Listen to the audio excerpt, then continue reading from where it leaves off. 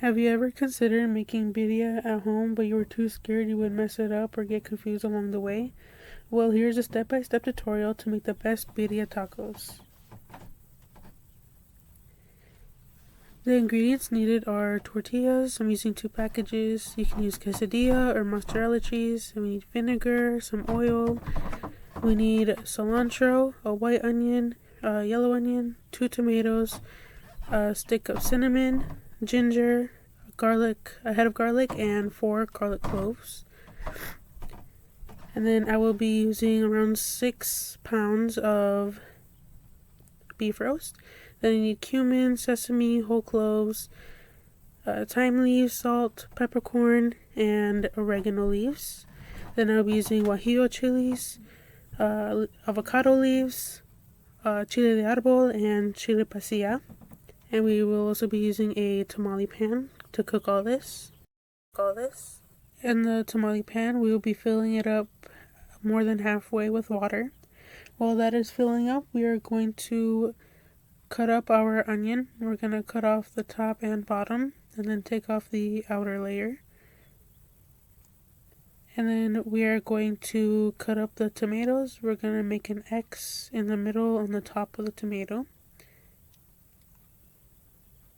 And we will be cutting up the garlic. We're going to cut off the top part of the garlic and then peel off a little bit of the outside so that it doesn't float around in the meat.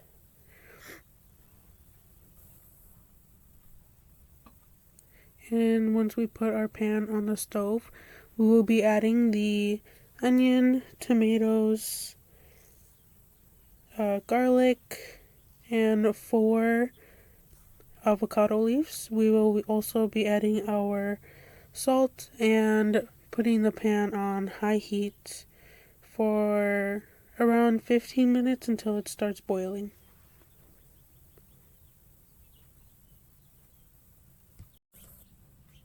Okay, and then with our 6 pounds of beef roast, we will be cutting them into 3 big chunks so that it cooks faster and more evenly in the pan. Once the water is boiling in the pan, we can start adding our meat, and we will let this boil for about 10 minutes or until all the fat is floating on top. And once it looks like this, we're going to try to skim all the big pieces of fat off, trying to clear it up as much as possible.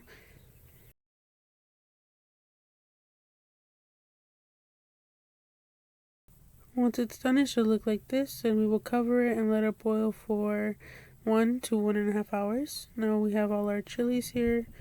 We have 22 guajillo, 5 chile de árbol, and 3 pasilla. And we are going to be de-seeding them. So we are going to cut off the top part of the chili.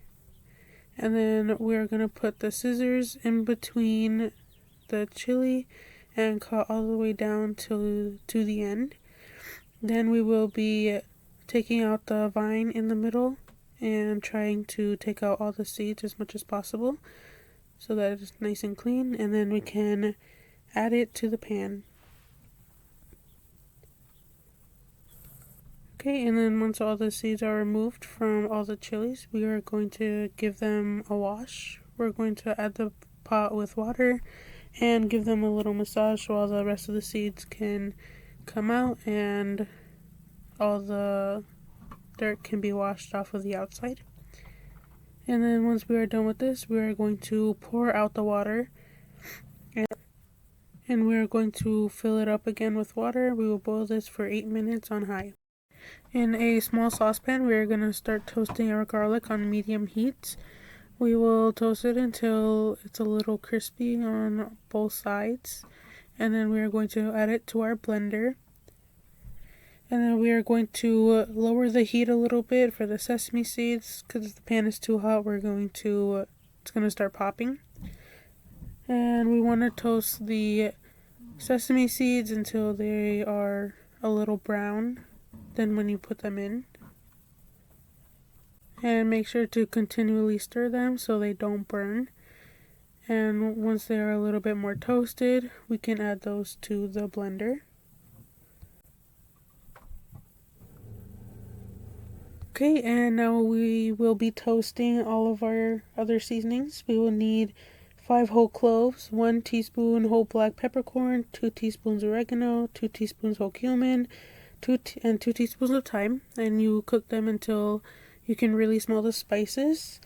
And then our last thing we'll be toasting is 4 avocado leaves and an inch of cinnamon, and you toast that until you can really smell the cinnamon. And once that is done, we can put in our peppers. Once they are done boiling, we will put them into the blender with a slotted spoon so none of the juice gets in the blender. Okay, and then now we can add some of the broth from the meat. We will add it until it covers the chilies. And then once we are done adding the broth, we can now add our 1-inch piece of ginger and our 4th cup of vinegar. Then we can add the lid to the blender, and we will be mixing the blender on high, medium, and low for 1 minute each setting. Okay, and then now that we have that all blended, we are going to remove the lid from our meat, and we will be taking out the onion, the 2 tomatoes, and the head of garlic. The avocado leaves can stay in the pan until you put it in the container if you have leftovers. Okay, now that everything is removed, we are gonna add our sauce. You can either strain it or just pour it in like that. And then now we are going to add our chili water to the blender, and we're gonna shake it to remove all the extra sauce left in the blender, and then we are going to add it back into the pan. Okay, now we are just going to mix up everything in the pan, and this is where you would taste it to see if it needs more salt or if you think anything is missing. And then now we can just let it cook for another 1.5 hours or 2 hours. Okay, and then now that it has been cooking for an additional 2 hours, we will add some of the juice and meat to a plate, and we will shred it into little pieces, and then we're going to set it aside to let it cool. While we are waiting for it to cool, we can cut up our sides. We're going to be cutting up some cilantro, and here we have a bunch of it. Just going to cut it into smaller pieces. Once it's all cut up, we can add it to a small plate.